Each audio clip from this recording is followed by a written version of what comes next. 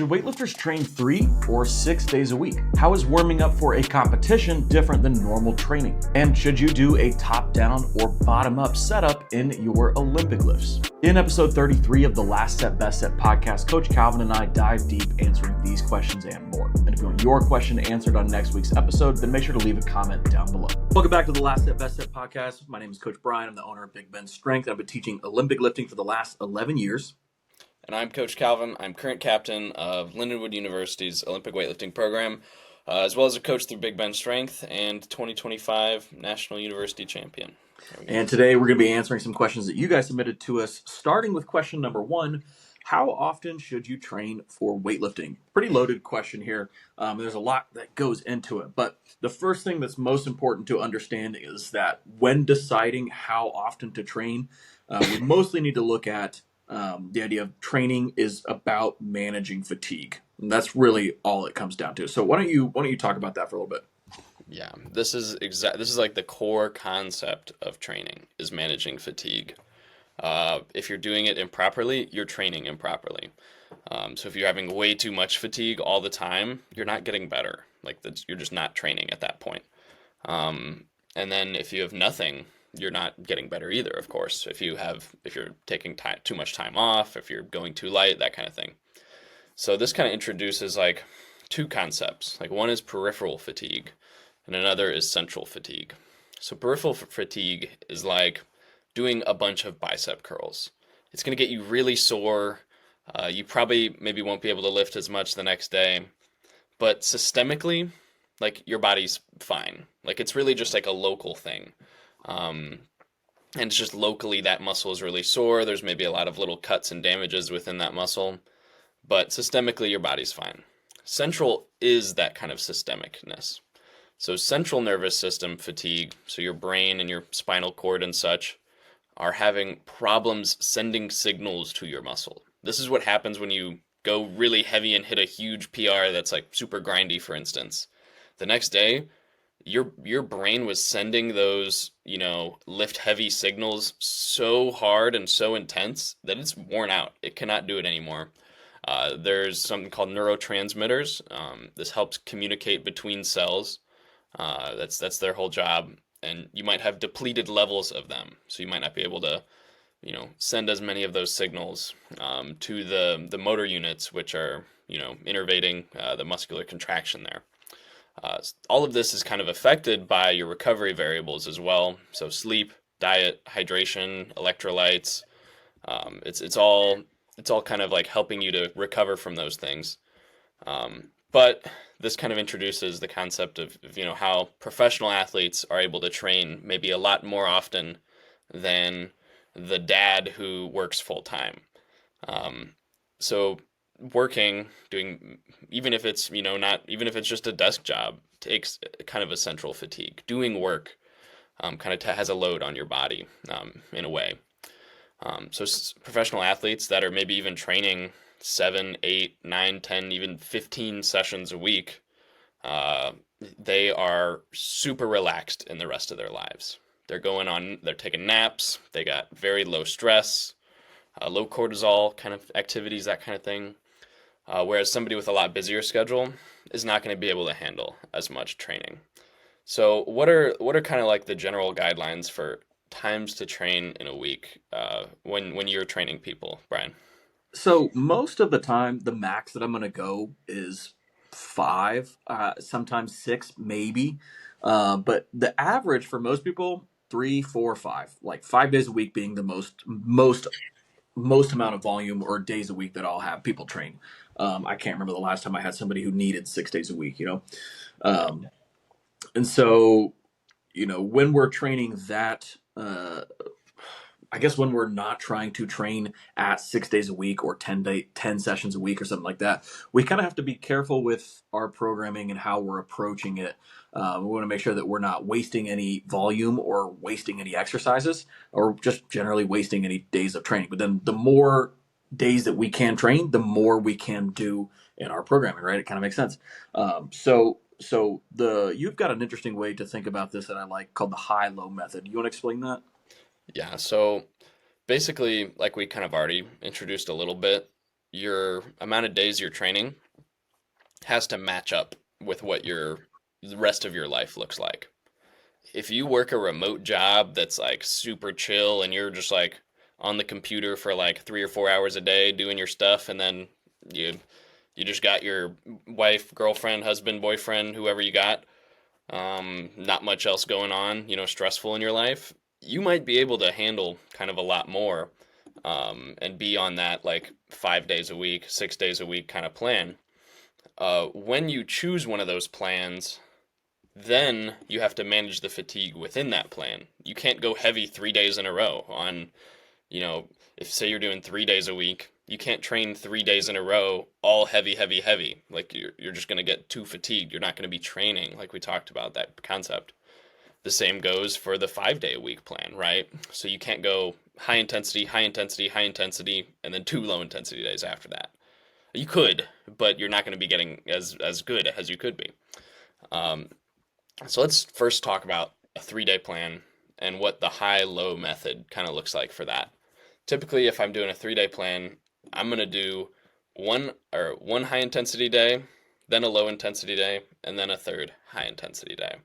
You could do 3 high intensity days, but usually people that are already on a 3 day plan have a lot other stuff going on. So it's good to have a low day in there. So you get two pretty high intensity, high central fatigue kind of days, and then one kind of lower day. What do you usually do? How often are you doing the lifts in those 3 day a week programs? Yeah, so in the 3 day a week programs, I'm going to be snatching two, maybe even three times a week, clean and jerk 2 to 3 times a week as well. My thought there is that we don't have as many opportunities to practice the movement, so we really have to keep the frequency just super high.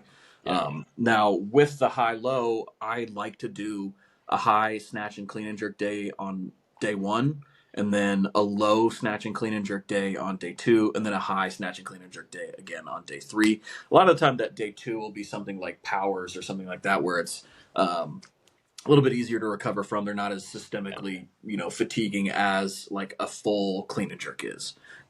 Yeah. What I'll kind of try and do on those 3 day week programs is I think about it like having something that like resembles a snatch or a clean and jerk, like on each day. Hmm. So now maybe I'm doing, power snatches, and then maybe it's just cleans on one day. Hmm. And, maybe we're taking, some time off from the really heavy overhead day. Maybe we want one day that's like less overhead. So maybe we just do cleans. Or the flip side could be true. We don't want any pulling, so we just do snatch balances and then jerks out of the rack. You might do something like that.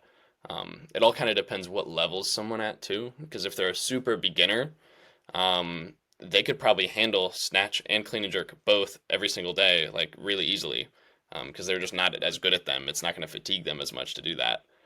Whereas when you get pretty advanced, that's when you might have to Yeah.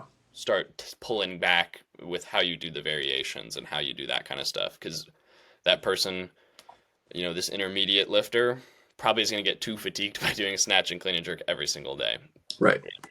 Taking a quick break from the episode to let you know about the OlyStrong team. The OlyStrong team is my online group coaching option for lifters who are looking to improve their technique, get strong, and set PRs. It includes your choice of 3 or 5 days a week of workouts, daily video feedback, and unlimited coach messaging to ask as many questions as you'd like for less than $1 a day. If you're ready to get started, then click the link in the description below for a free week trial today. All right, back to the show. Yeah, and if on a 3 day program, at least for like a beginner, maybe intermediate, I like to do a high day that's high because of the volume, and then later in the week I'll do a high day that's high because of the intensity, the weight on the bar, Yeah. and that seems to work pretty well for me. I really like that approach. That's something that Glenn Pendley really harped on. He was really big on doing an approach like that. Yeah, I think that's important. And then you kind of can touch volume and intensity at the same time. Hmm. And so you're kind of getting better within both those spheres. I like to do that a lot. Volume earlier in the week, intensity later in the week. Yeah. Let's talk about a 4 day plan, because there's some slight differences in here. 3 day plan, we kind of mentioned that you're probably going to be doing snatch and clean and jerk on the same day, maybe even all 3 days. Yeah. And then before we go to the 4, let's talk about the strength work for the 3 Oh day. yeah, of course. So we probably want to be back squatting once a week, front squatting once a week, clean pull once a week, snatch pull once a week. That's really how I do it on a 3 day.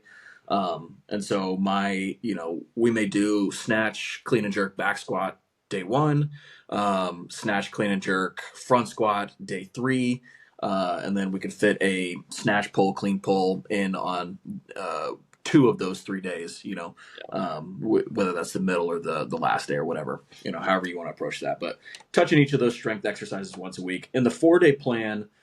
This is my favorite approach. I really like a 4 day a week training program. It's what I do right now. Um, and so with this, we can actually split up and not have a snatch and clean and jerk on the same day. So how would you go about doing that? Yeah, and I would say like you could do a total. Kind of Hmm. depends on what phase of the year you're in too. If you're going into a competition, you might want to total. Yeah. But if you're not, there's maybe no reason to, and you can kind of push a specific variation for more volume on that day, Right. whether it's even a complex. A lot of the times, what I'll do with a 4 day week plan, I'll have one day be heavy snatch, and then the end day be heavy clean and jerk, and then 2 complex days, one for snatch, one for clean and jerk, in the middle. That's my pretty standard routine there. But you can kind of split it up in some different ways if you wanted to.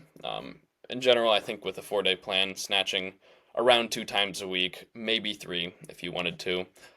Clean and jerk 2 to 3 times a week. Again, splitting them up kind of based on variations. You could do just cleans on one day. You could do just jerks on one day. There's no rules necessarily with as far as how that goes. Again, it's all an exercise in managing fatigue. So it's like if you're doing jerks and you're doing the high day, that should be the high day, and then the low day comes after that. Usually, I try and have 2 high days on a 4 day week plan. Those would be the snatch and the clean and jerk days that I talked about earlier, and then 2 low days, and then obviously 2 rest days as well too. So, still just 2 high days on this 4 day week plan, um, and I think that's how it kind of goes best for me. Yeah. Yeah, that makes a lot of sense. That sounds like a great plan. So then if we're doing our kind of strength work here, for me on a 4 day plan, this doesn't really change much from the 3 day. Back squat once a week still, front squat once a week, snatch pull once a week, and clean pull once a week. I know you might go up to 2 times a week on the clean pull there. Yeah, and that's usually what I consider a clean deadlift, which isn't really done at the speed of a clean pull. It's Hmm. basically like a deadlift, right? And so a lot of times you might not even have room to push the clean deadlift in a 3 day week program. Um, I think it can be done. You can do back squat one day, uh, front squat another day, and the clean deadlift a third day. And you can make it work in that way. So yeah, that's one thing that a lot of coaches don't use the clean deadlift. That's something I am kind of big on. I think it's important for especially newer lifters to build up strength in that specific movement, especially Agreed. those positions. So that's something that does kind of differ with some of my programming.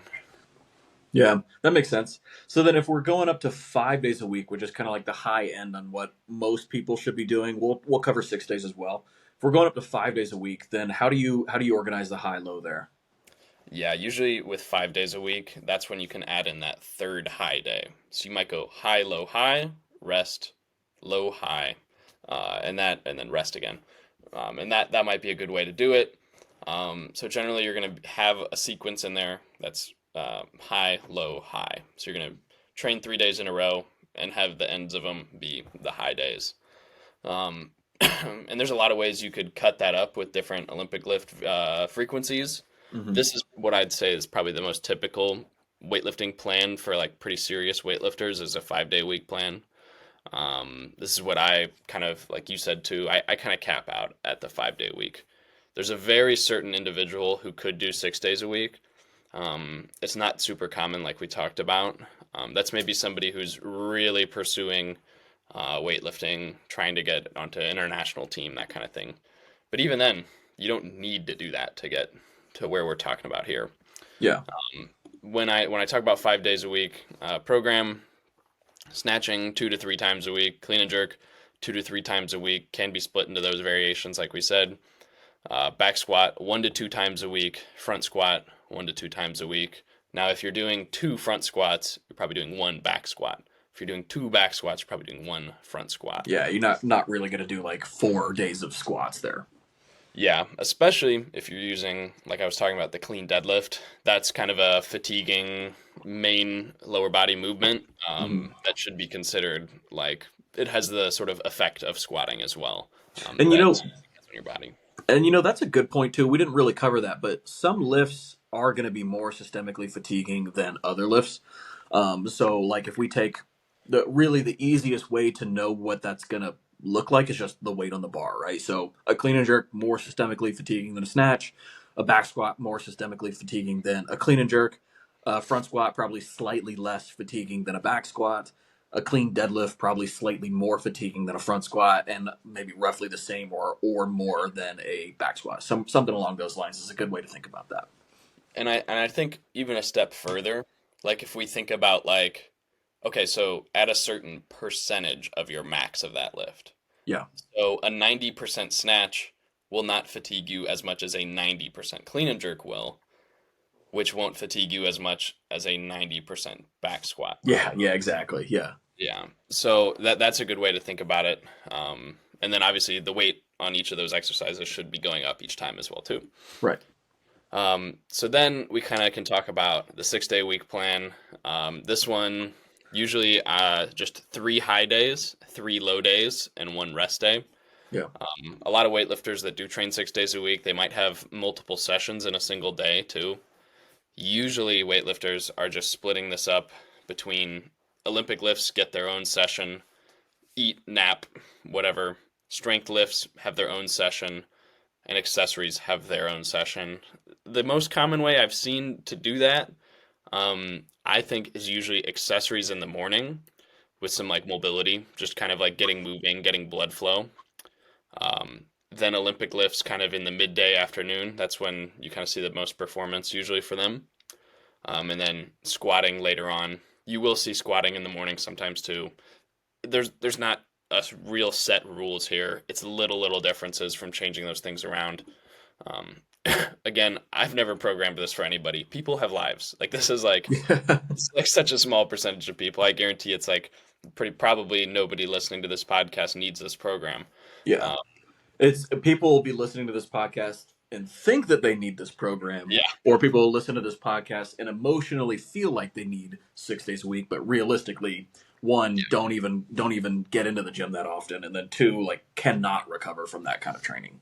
yeah. This works for like kind of the kind of people that their whole lives are dedicated to weightlifting. Like they're Right. putting off college. They're putting off like, getting a full-time job to pursue weightlifting for a period of time, like really intensely.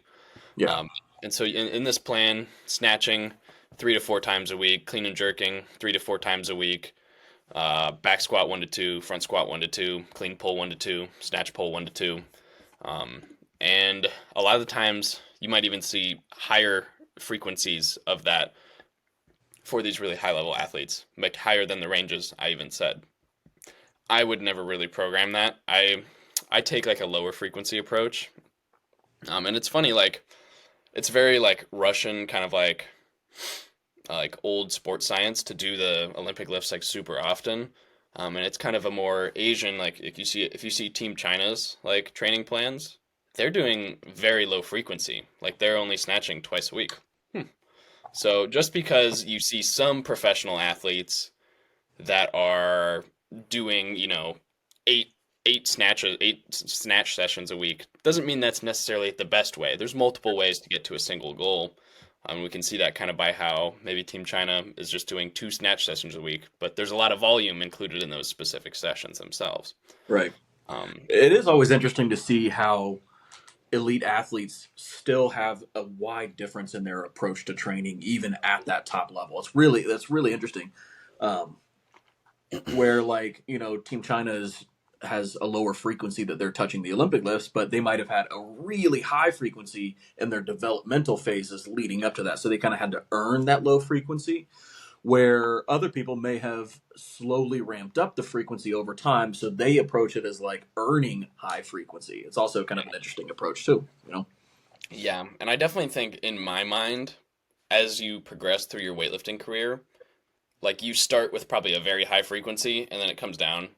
But then Hmm. I do think it creeps back up. Like I do think it probably should increase a little more, um, as maybe you've built kind of a very big base of strength, and maintaining efficiency in the Olympic lifts is the number one priority. Competitions are a big part of that. Frequent competitions, you need to be in tip-top shape, and higher frequency probably helps that Hmm.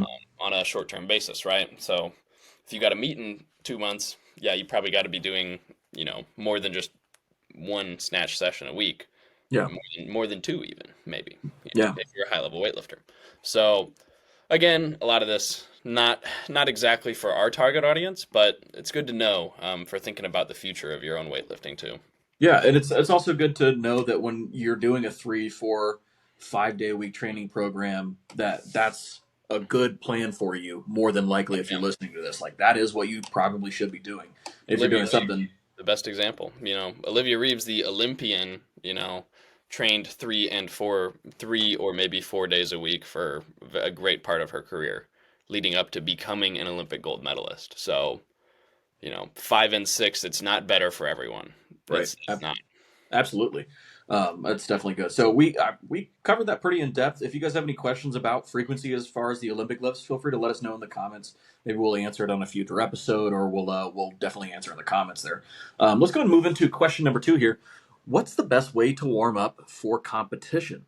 Hey guys, quick interruption because I'm excited to announce the dates for our third annual summer training camp. This summer, Coach Calvin and I want to invite you to come train with us in Tallahassee, Florida from July 23rd through the 27th. We'll have double-day workouts, a visit to the FSU Sports Performance Lab, an ice bath, breathing, and sauna workshop, and of course, 2 exciting max-out sessions on Saturday. You'll have the option to come in for the full 5-day experience, just visit for the weekend, or if you can only make one day work, you can pick a day pass for any of the days. You can grab your spot and save $50 on registration when you use the discount code LASTSETPOD at checkout. All right, back to the show. This is a really great question, and with competition season is kind of starting to pick back up here in Florida. At least we've got AAU weightlifting getting started. We've got nationals is just around the corner. So yeah, let's go ahead and dive into it. So the first thing that I want to kind of keep in mind here when we're warming up for competition is that you should not really change anything. Like I don't think that there's a big difference between warming up in competition versus warming up in training. Um, so do what you normally do here. Now there are some small things that'll change, right? You're going to have a little bit more limited space in a competition, maybe limited access to equipment to warm up with. You might not have all the bands and PVC pipes and squat rack to stretch out on and everything like that. So you might have to change things up a little bit. But for the most part, you kind of want to do just what you would normally do on a normal heavy day. So starting off with some sort of pre-barbell warm up. I've got my pre-barbell warm up. I know you've got yours. If you're watching this on YouTube, we'll link this. Calvin's got a great video on a platform warm up that you can use in competition. That's pretty solid. So I would recommend checking that out. But what kind of stuff do you normally do in that pre-barbell warm up? Yeah, it's stuff that you can fit onto just a platform. That's like the big purpose of that warm up is you could do it in the back room. You need no equipment for this warm up. You don't need a pull up bar. You don't need bands or PVC pipes like you said. Um, so that one's really good. It's a lot of hip mobilization stuff. It just kind of takes, I would say, every major joint through its ranges of motion in both static and dynamic ways. So it's not all dynamic, it's not all static. So it's a mix of both, kind of with target areas for the Olympic lifts. So the hips are a big one of those, the knees and the ankles, as well as the shoulders. We do a good bit for that throughout that warm up. So yeah, go check it out. It's a good video. Yeah, for sure. So once we get through a pre-barbell warm-up, stuff that is just generally going to make the positions that you need to hit a little bit easier to get into, especially if you tend to be a little bit stiff. But then from there, we go into our barbell warm-up. And a barbell warm-up, I recommend you kind of just follow the normal progression that you normally would do with a barbell. So if you're snatching, we kind of want to break it down into its basic components. Back squat for a couple reps, overhead squat for a couple reps, maybe do some high pull, something like that. Then we'll go hip snatch, hang snatch, snatch from the floor. If you're doing the beginner progression, we'll go hip snatch, double pause snatch, tempo snatch. Then you're probably good to go. On a clean and jerk, you're probably going to do some front squats, some strict shoulder press, maybe a couple pause in the dip jerks or pause in the split jerk, and then hip clean, hang clean, and then a full clean and jerk for a couple reps. But it really shouldn't take you much longer than about 5 minutes on an empty bar before you're ready to go. So, going from there, we've got our actual lift warm up. So I broke this down kind of based on percentages. This isn't actually how I will plan somebody's warm up. When I'm working with them, we'll actually just go through what their normal warm up reps will be. That's usually just done by plate, but it can get a little bit more particular if the athlete needs it. But typically in competition, we're going to do bar for 3 to 5 singles. And then from there, we'll have our first warm up weight, usually somewhere around 50%. So 2 to 3 sets there, or I'm sorry, 2 to 3 reps there at 50, 1 to 2 reps at 60%, 1 to 2 reps at 70%, 1 rep at 75 to 80%, 1 rep at 80 to 85%. 1 rep at 85 to 88, and then that opener is usually going to be somewhere around 88 to 94%, depending on the person, depending on the competition and everything. But that's a good general rule of thumb. Maybe 10% jumps is a little too big for some of you guys, depending on your experience level there. So you could add in some extra warm-ups if you know that you really need it. But that's usually what I'll do. That's a good general strategy for building up to your heavy set. Is there like a number zone that comes to mind for number of warm-ups? Because for me, like I think I try to stick like around like 8 to 10 warm-up sets, like Mm-hmm. total. Because sometimes people want to be like, okay, well, I'm opening 100 and I want to go 50, then 55, then 60, then 65. And it's like, I don't know if we want to do all that warm-up. You know what I mean? Yeah, I don't have a specific warm up range for people. I find that it's pretty pretty individual from person to Yeah. person. Um, I'll say like for masters lifters, I'll tend to have them do a lot more warm up reps in that lighter range. So we may actually be doing that like 50, 55, 60, 65. And then we might actually start taking bigger jumps after that because it takes them a while to feel warmed up. And then other lifters, like younger lifters, we may actually go the opposite, right? Bigger jumps early in the beginning, which is a little bit more common with people, and then smaller jumps after that. One thing that has kind of helped me out is I try not to make a bigger jump than I previously did. So whenever I'm warming up, if I make a 10 kilo jump in my last one, I'm not going to make a 15 kilo jump on the next one. Try and Yeah. avoid doing stuff like that. Yeah, that's Um, yeah. So anywhere from it really just depends on what your top end weight is, but anywhere from 5 to 10 is a good amount of warm ups. yeah. You know. I feel like there's also like a couple different ways you can approach it too. If you are super peaked, like you've had like a crazy good prep competition, you've been doing snatch and clean and jerk total days for the last 10 weeks. Like I feel like when you get in that zone, like I know this from my experience as an athlete, you can warm up a lot quicker for the snatch and clean and jerk Oh than yeah. when you're not like in shape for a weightlifting competition, for instance. Yeah. 100%. Like geez, like when let's see, I opened at 160 kilo clean and jerk at the Arnold this year, and Right. I think I went bar 70, 100, 120, 140, 150, 55. 55, and then open 60. I mean, Yeah. what is So that? 7. Is that Yeah. 7? Yeah.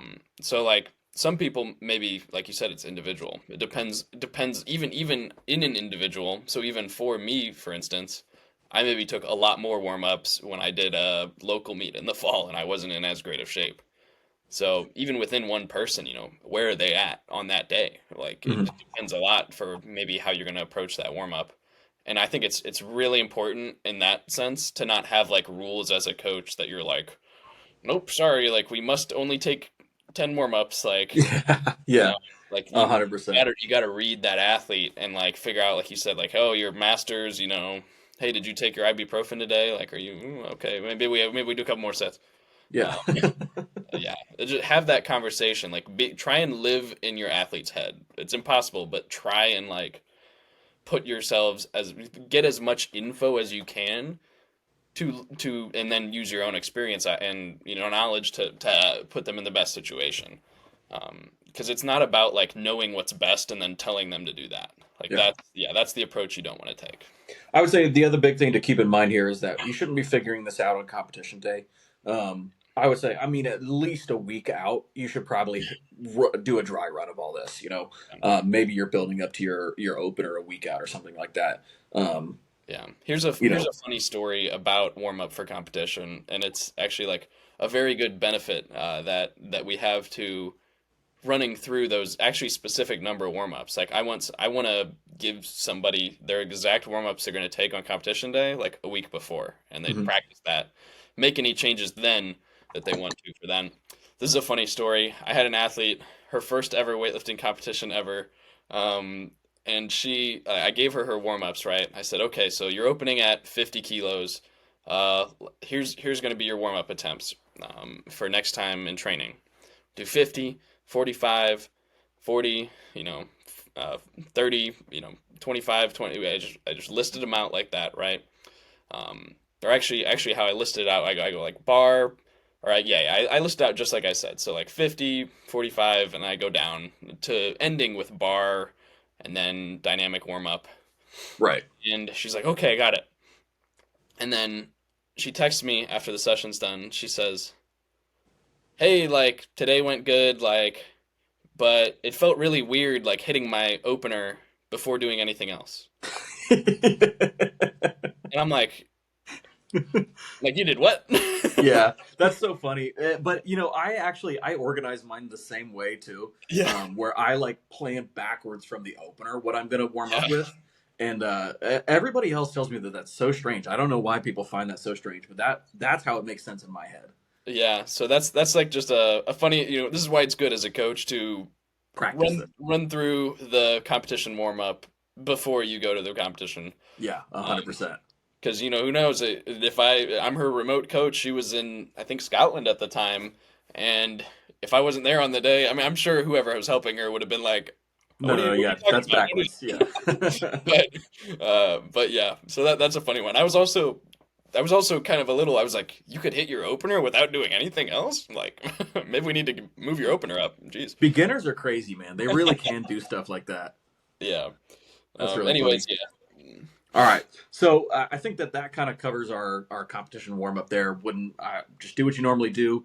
Plan it out a week or two ahead of time at least, and you should be good to go. Um, all right. Next thing that we're gonna do, we're gonna go into some rapid fire questions. Which one are you gonna go with here?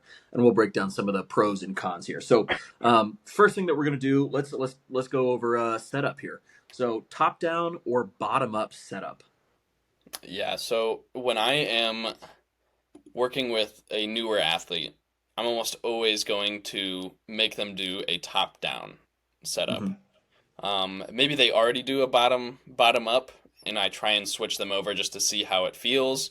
Some people might, do a lot better with a bottom up, but I think you can find your tension a lot better and push with your legs off the floor if you're starting from the top up. That like slack pull feeling is a lot better. I think when I see people that start bottom up, a lot of times their hips raise. Yeah. And that's because that's literally what you're already doing when you set up with your hips lower. You're bringing them up. It's just you're bound to keep continuing that fold over of the torso, in my opinion. What about you? What do you usually look at? Yeah, I do a top down setup. I think it's just easier to pull the slack out of the bar on that for a lot of people. And for the same reason, I think it's easier to get into a better start position with the slack already pulled and your hips high. So you kind of think about like wedging down into your start. And if you almost always will just hit the right start position when the bar just kind of breaks off the floor because of your setup, if Yeah, that makes sense. It's a little easier to find that start position. Whereas when you're setting up from the bottom up, the biggest reason I don't like it personally is I just get tired. I get tired easily when I'm like sitting in the bottom of a squat trying to like get my hands set and then pull into position. I already feel weak by the time I get going.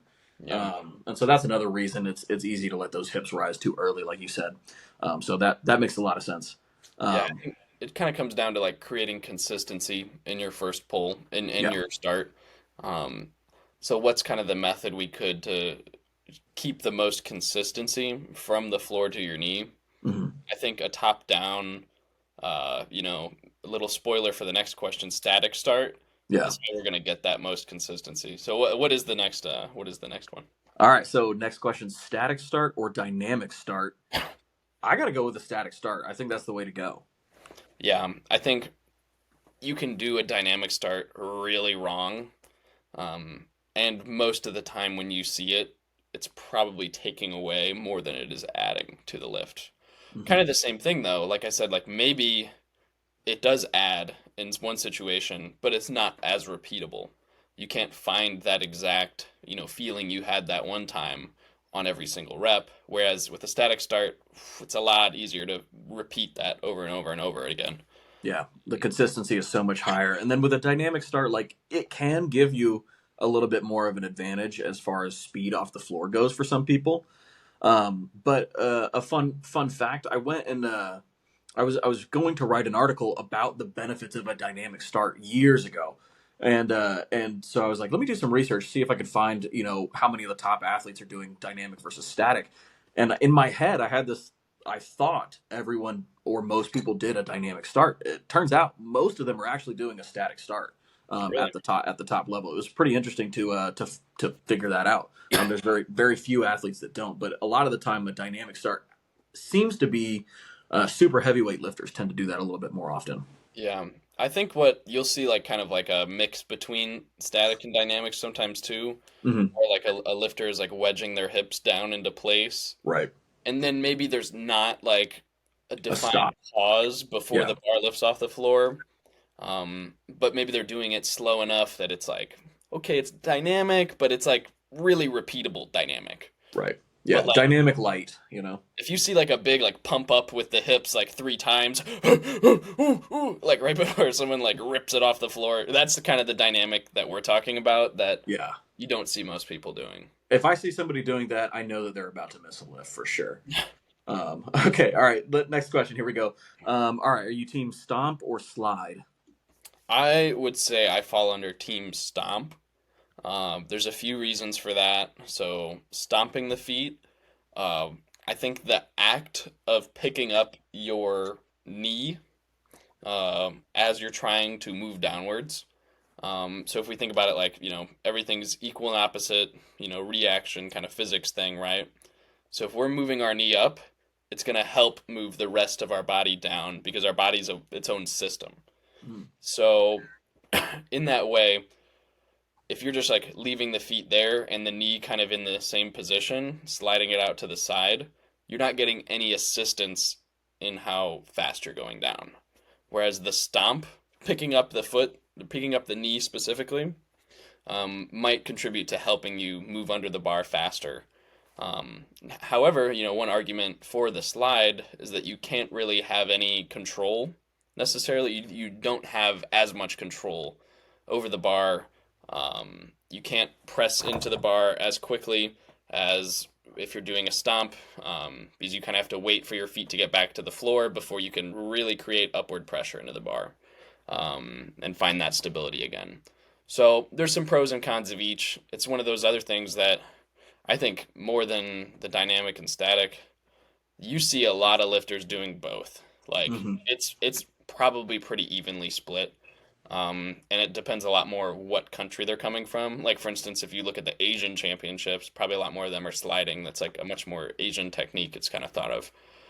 Versus the European championships, you might see a lot more stompers. That's like thought of as like a European technique. I don't think one's necessarily better or worse. It's about what creates the most consistent results in snatch and clean and jerk for you. Yeah, 100%. I tend to do stomp as the baseline for most people, and then very rarely, I think I've had one athlete who we decided to focus more on a slide, and that was really it. But the biggest reason I like the stomp is that I feel like it's easier to brace and punch with a stomp than it is without it. I kind of almost think of it like if you were to watch like an anime or something like that, where the foot hits the ground and then there's like a shock of lightning all the way up the body where you're Yeah. bracing and you're much more rigid. I feel like that is a little bit more of a stomp, And then in the slide, I feel like it's easy to accidentally slide and just kind of sink and fold a little bit and not be as resisting of the bar as it's coming down. I think about it, I've described this to some of my athletes in the past. Like if you ever did running, if you ever did track, a common cue for track, if you're like starting to feel your legs feel heavy, they feel like they're sandbags, is to pump your arms really hard because your legs and your arms are connected, Hmm. um, sort of in your brain, like especially if like, and you're in a motion like running, like the harder you pump your arms, your legs are going to want to follow to keep that rhythm. And it's sort of like a subconscious way you can kind of trick yourself into trying more hard without thinking about the leg itself. Yeah. So the same goes for if you're more aggressive with your feet, you're probably going to be more aggressive with your punch and your turnover in the snatch as well. That's probably the biggest reason I see, sort of like the physicsy way I thought about it. Like that's pretty conceptual, and it's like hard to say if that's necessarily even true and how that system works. I'm not a biomechanist, so I don't know that for certain either, right? But I can say I know that our hands and feet are connected as far as the intent we're giving something. If we're really intentional and punching with our feet, we're probably a lot more likely to punch and be intentional with our arms. 100%. And that makes a ton of sense. Yeah. Okay, let's go into our next one. All right. Are you team strength or technique? I would say um, I put a lot of focus and technique into my lifters. This technique is definitely like, I think on a shorter term basis, how you can get people a lot better. Yeah. But when you want to make actual long term gains, actually be a good weightlifter, which takes years, you need to be doing the strength right. You need to be getting stronger. Yeah, 100%. I feel the same way. I think strength, like this is a strength sport at the end of the day. If you cannot squat it, you will not be able to snatch or clean and jerk it. It's just not going to happen. And everybody knows that. Now, luckily, we don't live in an imaginary world where we have to decide which one to focus on. Like we do both. Yeah. And, having you as my coach, we do a lot of focus on strength. But every time that I send you a video of my cleans, I'm getting feedback on our technique. Like there's always things that we can improve to work on with the technique, but still at the end of the day, like pushing your strength is going to be what makes long-term progress happen. Now, as a beginner, you're going to see the most gains just focusing on your technique, in my opinion. You're going to see that quick 0 to 1 or 0 to 5 is happens largely with just like making basic technique improvements. Yeah. And then from, 5 to 6, 6 to 7, a lot of the time it's just getting stronger. Yeah. Oh yeah. That's exactly what I think too. Those first Yeah. couple of years, like you'll make a lot of gains just improving your technique. Beyond that, you need to have a really good.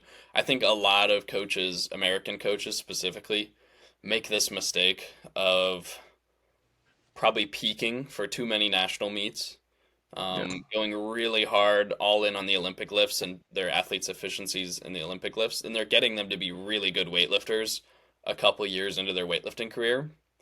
But for them to really sort of reach like a higher potential, they aren't doing enough strength work, enough general prep, to get them to that next level.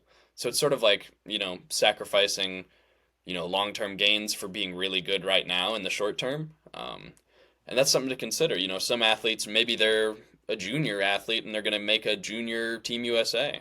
Hmm. Okay, I mean, this is something that you should just make aware to this athlete. Like, hey, like we can push really, really hard to try and do well here, and it's probably going to take a little bit away from your future a couple years down the road. And just make the athlete aware of that and let them make that decision for themselves. Yeah. I wish more people talked about that. I think you just touched on a topic that is a way bigger, probably easing into the rant portion of a podcast, maybe. But a lot of people really do push for the short term because they know that the athlete's probably not going to stick with it. Like especially at the junior level, the Yeah. the leap from junior to senior is Huge. is like jumping over the Grand Canyon. It is huge, right? To go from making a junior team to a senior team, it's tough. You're much more likely to make that junior team than you are to make that senior team. Yeah. And so I think a lot of the time people sacrifice the short term to get them on that one team experience or something like that for the long term of, maybe this isn't going to be the best thing for your performance 4 years from now. I think it kind of like that pushing for teams at such a young age. This is a conversation I had with one of my teammates actually just like 2 days ago. Um, she's struggling to find her why for why she does weightlifting because for so long it was just making these teams, and then now that she's past, the junior age essentially, Hmm. she's like, yeah, I don't know, I don't have a reason for doing this sport right now. Like, yeah, I want to do well at a meet, but it's just not enough for me compared to, making a Team USA team, like what that used to mean to me. Hmm. Um, and so there's a lot of reasons to do this sport and to enjoy it other than just making some silly USA team and going on a trip for 5 days. That Like, that you probably still have to pay for too. yeah, at this point. Jeez. And so, I don't know, there's something to be said for a coaching philosophy that kind of doesn't push people very hard in the beginning. And I think it gets a lot of hate, that kind of training. But it sets up a lot of lifters for long-term success. I think that's one thing that we really are good at Lindenwood. Like I think our lifters are going to be the best uh, after they graduate. Like they're going to go on to have their best years in weightlifting, and I think that is perfectly okay. I don't think we need to squeeze every ounce of snatch and clean and jerk performance out of them by their senior year, and then just throw them away. You know what I mean? Yeah, I think that's a great point. I mean, we talk about this at the high school level. I mentioned this on one of the episodes, but the goal with the high school teams here in Florida, at least, is like you're probably not going to medal or podium, at states in your freshman or sophomore year. Most of those people are going to be junior and senior year. So your freshman and sophomore year really is just how can I set myself up or how can I set these athletes up to have their best junior and senior year, not to have their best freshman and sophomore. But as a coach, you kind of have to balance a little bit of making sure that you're pushing them so that they feel like they're actually getting better and that they're getting accomplished and maybe they're getting some external rewards for all that work that they're doing now so that they stay in it long enough to see it through to those junior and senior years. That's interesting. Yeah, tough thing to balance. Yeah. All right. Let's go ahead and let's go and move into our weightlifter shout out portion of the podcast. So we're shouting out a couple lifters that are either putting up really great numbers, making some huge improvements, or just generally that we feel like they deserve to be shouted out. So the first athlete that I wanted to shout it out here is Jaden. He's one of the FSU weightlifters, coached by Jeremy from Orlando Strength. He just hit this 240 pound or 109 kilo snatch at 70 kilos body weight, which is pretty ridiculous. He had a really great performance at University Nationals, and is now, I mean, putting up numbers way beyond what he was doing leading up to that. So it's awesome. I'm really proud of him, and I'm excited to see what he does at next year's University Nationals. I think it's gonna be crazy. Oh yeah. My shout out for today is going to be my teammate Cameron Lee. So Cameron clean and jerked 160 kilos. That's 352 pounds for a 3 kilo PR. So you guys, if you've ever had a training partner that's like pretty close to your numbers, that you can get real competitive with, that's Cameron for me at the Lindenwood gym. He really pushes me to be better, and I think I push him to be better. Um, and so that's kind of like a special thing that maybe doesn't come around too often. So Cameron, he's a 88 kg lifter for Summer Nationals at the U23 this summer. So make sure to keep an eye out for him. And this was a really special one for him. I know he's been chasing this 160 for a while. He's probably attempted it 4 or 5 times before this as well. He actually did miss it before he made it that day too. And so that's a big number. Big 3 kilos when you've been weightlifting for like 10 years. 3 kilos is a lot. Yeah. To add on to one of your main lifts. So I'm excited to see him making progress.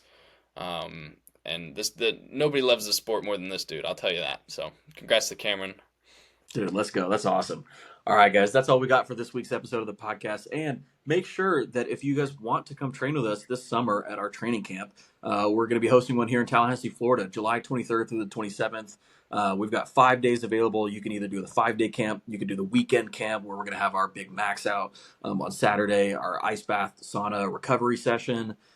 Friday, we're going to go to the FSU Sports Performance Lab and perform a dynamic strength index test. That's going to be a really cool experience. So if you guys want to attend that or just any one of those day passes, you guys can do that. Check all the info out down in the description below. We'll catch you guys next week. Bye.